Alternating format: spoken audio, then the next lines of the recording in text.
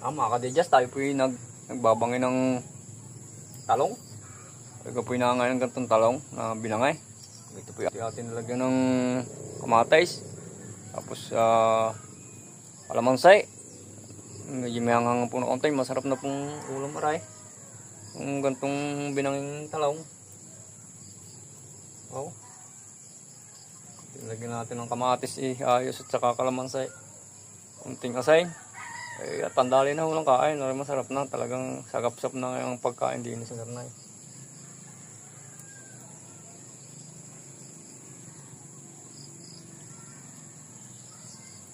Oh, talagang masusunog pa. Sa mga kayata.